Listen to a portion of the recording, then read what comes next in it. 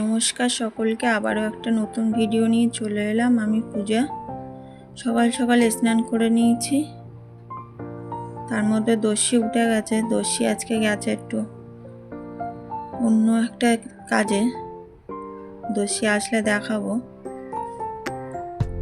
এখন যাব পুজো দিতে। দস্যিও চলে এসছে, ও গেছিল নেড়া হতে সকাল সকাল বাবার সাথে। নেড়ুটা হয়ে চলে এসছে, যা গরম পড়েছে বাইরে।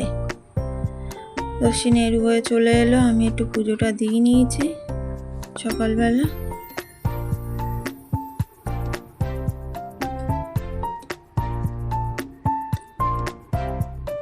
একটু ঘরেতে এলাম, দস্যিও ওর বাবার সাথে একটু বেরোলো।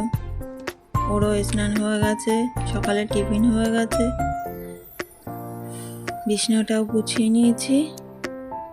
যাবো একটু রান্নাঘরে, সকালে টিফিন করব। মা এদিকে অনেক রকম বকবক করছে আমার সাথে। সকালে আজকে করেছি মাখন আর পাউরুটি। পাউরুটিটা গরম করে নিলাম।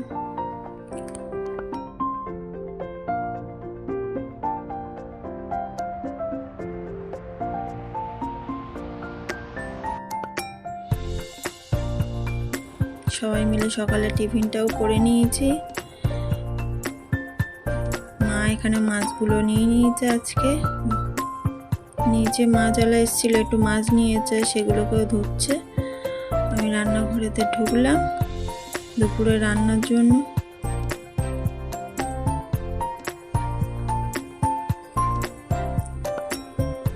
মাছ ছাড়া তো বাঙালি পাগল, আর যেদিন মাছ না পাওয়া যায় সেদিন তো বাঙালি আরও পাগল হয়ে যায়।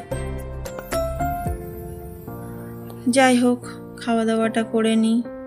এত রোদ্দুর আর গরমের মধ্যে একটা তরকারি আর ভাতই করব, বেশি কিছু করব না।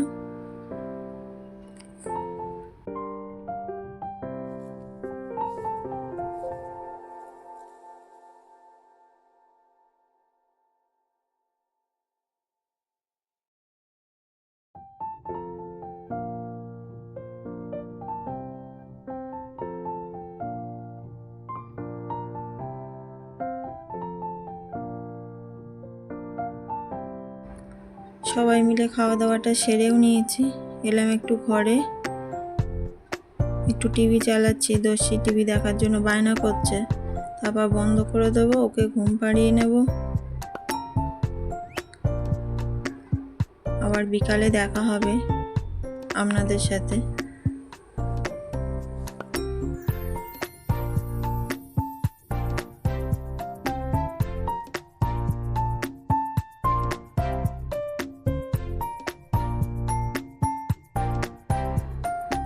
এখন হয়ে গেছে সন্ধে, মা দিচ্ছে সন্ধে। আমি যাব একটু রান্নাঘরে। দস্যি ঘুমাচ্ছে, দস্যি খাবার করব সন্ধ্যের, আর আমাদের চাও বসিয়ে দেবো।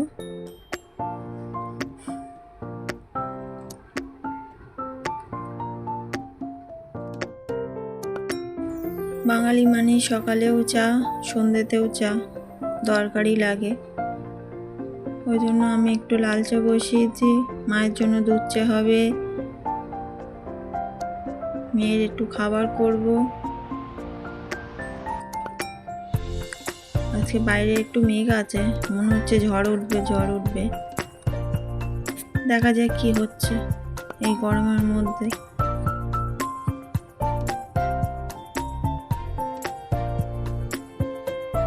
বলতে বলতে ঝড় উঠেই গেছে, লোককে সান্ত্বনা দিচ্ছে যে আমি আসছি। বৃষ্টি তো হচ্ছে না, ওই ঝড়টাই উঠেছে। সবদিকে ধুলো হয়ে গেছে ঘরের মধ্যে, জানলাটা খোলা ছিল।